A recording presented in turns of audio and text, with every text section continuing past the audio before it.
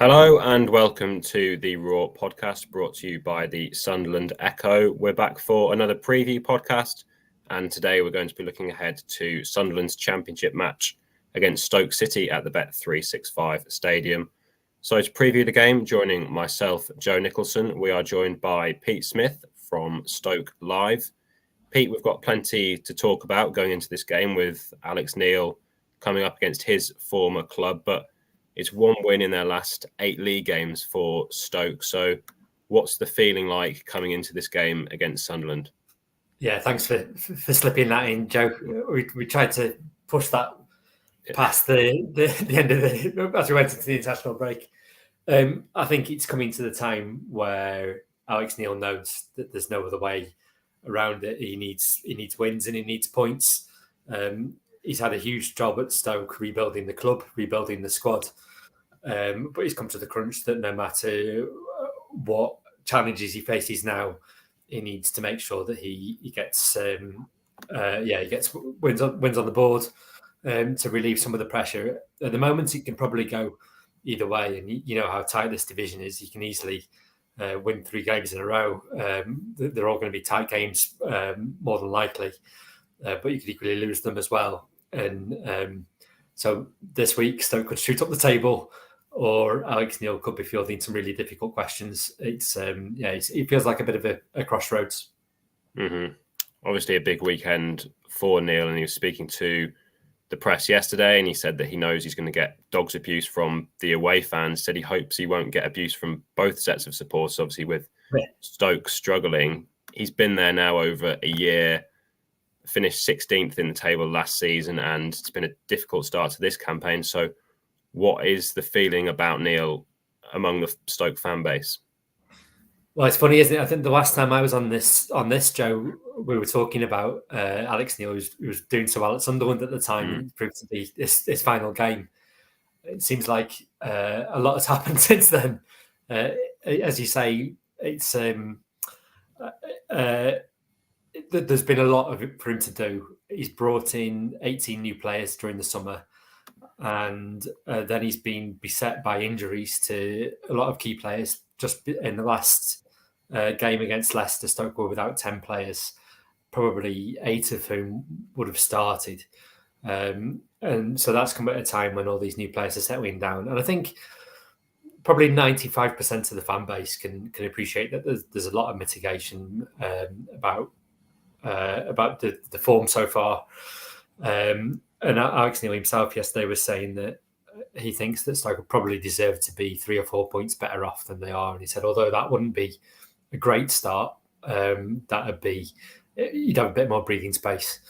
And but they're not. So the 21st going into tomorrow, and the fans will certainly get behind Stoke tomorrow. They'll be really up for it from the off.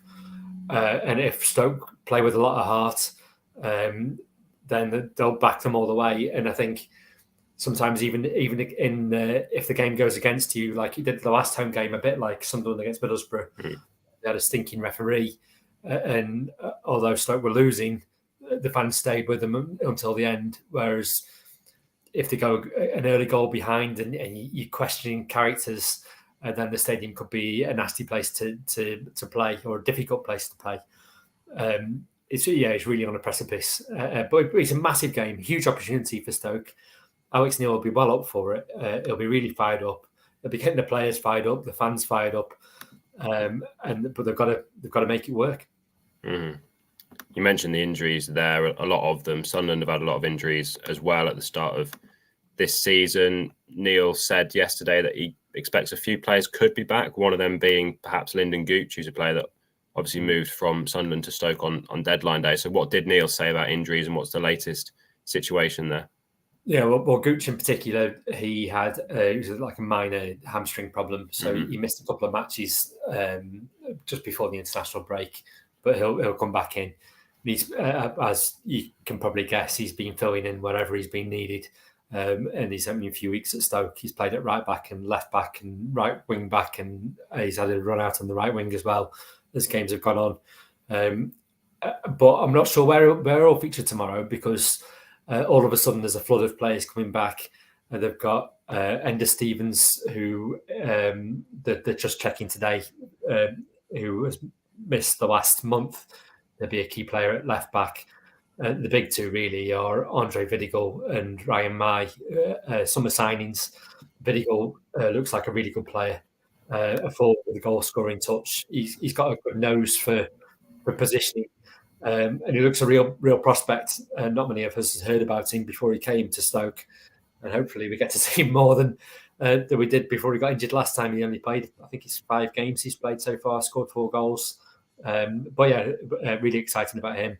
And Ryan Mai is more of a number 9. He's played about 176 minutes, Alex Neil said yesterday. He came from Ferencvaros in Hungary, and he's got a bit of an all-rounder.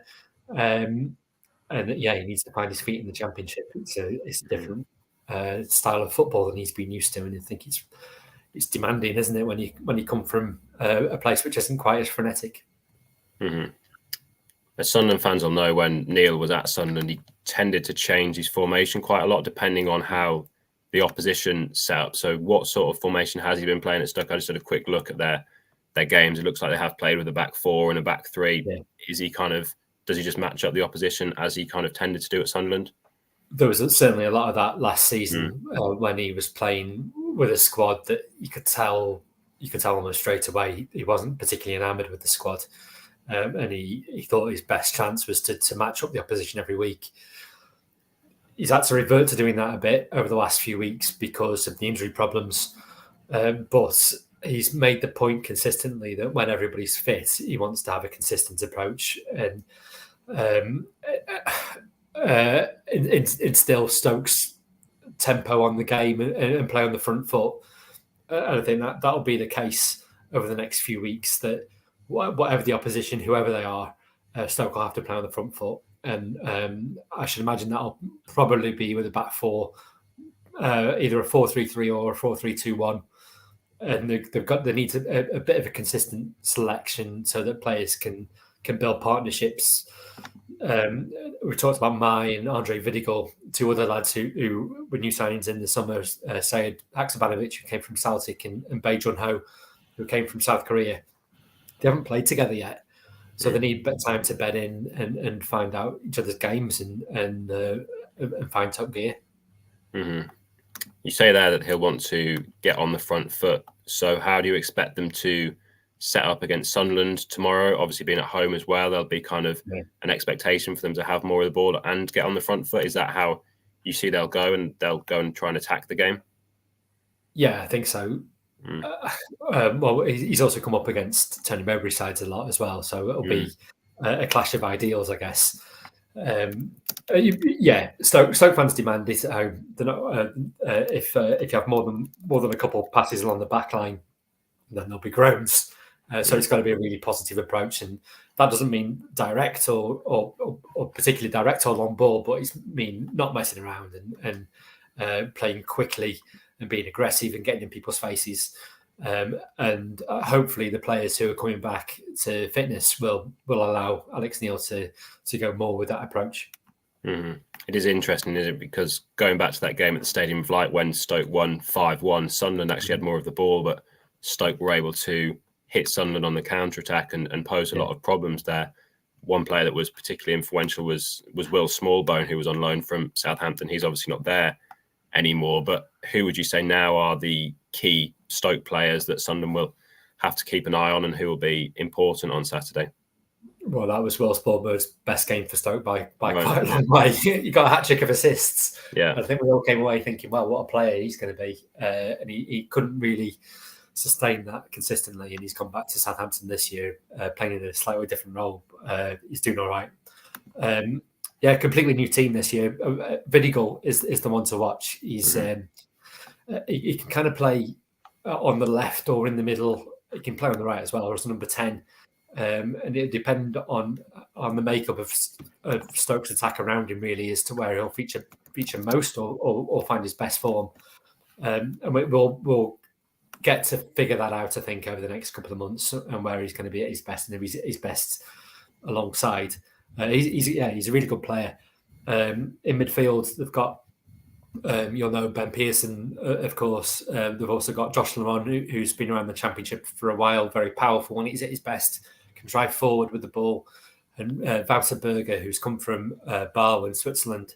He's a Holland under-21s player who's really calm on the ball, can pick a pass, and he needs to run the games too. He's only 22. He looks like a really good prospect. Haksmanovic and John Ho Bay John Ho can change games too. And Stoke need to find a clinical edge to chances that they've been creating. That'll be the challenge over the next few weeks. Mm-hmm. Stoke have also made a signing over the international break on a free transfer. They brought in former Newcastle defender Kieran Clark. You've mentioned Stoke have had their injury problems at the back, so do you expect him to come into the team tomorrow?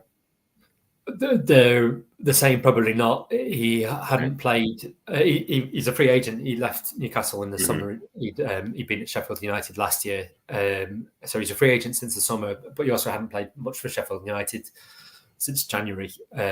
He got injured, but then when he was fit, Sheffield United were obviously marching to promotion, and he couldn't get back in. Although Paul Heckingbottom kept praising his character and his influence in the changing room. So he's been training on his own a little bit, or training with the fitness staff over the first couple of weeks, just to get him back up to a place where he can start to challenge, just take his claim for a spot. He's trained with the first team in the last couple of days, so I wouldn't be surprised if he was in the squad. I would be surprised if he started. But Ben Wilmot, who was Stoke's Player of the Year last season, is out until probably Christmas with a nasty knee injury. He collided with a post a couple of weeks ago. So Stoke only had 2 fit centre-backs, unless they brought in Kieran Clark. So yeah, that's why he's arrived. And he's got a deal until the end of the season. So he'll have to hit the ground running, really, to show what he's about and prove that he can be a valuable part of the team. Mm-hmm. Just looking at the Championship table, and you mentioned the lack of cutting edge that Stoke had. They've only scored 11 goals this season in 11 games, one of the lowest in the division. Would you say that has been the main issue, really? You mentioned Vidigal. I think he's the top scorer with 4, and he's been out for quite a while with injury. Well, yeah, I mean, it's a massive problem. Probably outweighing that a little bit is that Stoke probably also need to score 2 to get a point or win a game at the moment.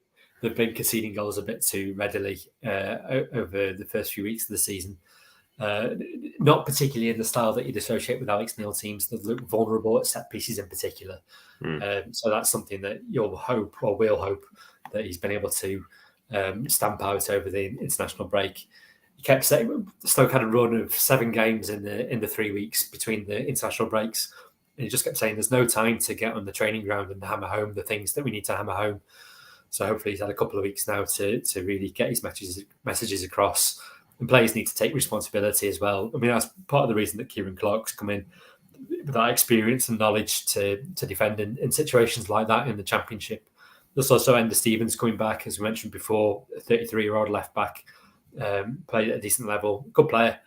And at right back, they've got there's a bit of competition with Gooch and Kiana Hoover, who's on loan from Wolves, and Junior Shamadou, who's come from Colchester. He's only 19. He's a big powerhouse. And injuries gave him his chance probably before he expected. We've seen glimpses of what he can do. He looks promising.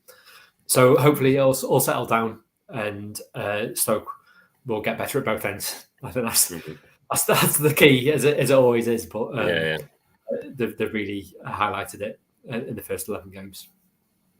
What would you say is the expectation at Stoke now? Obviously, they've had this tricky start. They've now got players coming back from injury. What will fans think is possible this season? Well, at the moment, nobody wants to be looking over the shoulders too much. But I would say that Stoke have got different ambitions to the teams who are also down there. If you look at the teams below them, Rotherham, QPR and Sheffield Wednesday, I mean, their ambition is to stay up. And that is not Stoke's ambition. Stoke's ambition is to pull themselves right up the table. And if they can't sustain a challenge for the top 6 this season, they've got to give everybody enough hope that they're going in the right direction to do it next season. That's what Alex Neil was brought in to do, to build a squad that can get them challenging to get back into the Premier League as soon as possible. I think everybody appreciated wasn't going to happen overnight. They've had 5 seasons in the bottom half of the Championship, and I actually spoke to Alex Neil's predecessor, Michael O'Neill, about this. He was saying it would have been easier in some regard for them to have been relegated like Sunderland and almost have a clean sweep of players who weren't good enough to be at Stoke.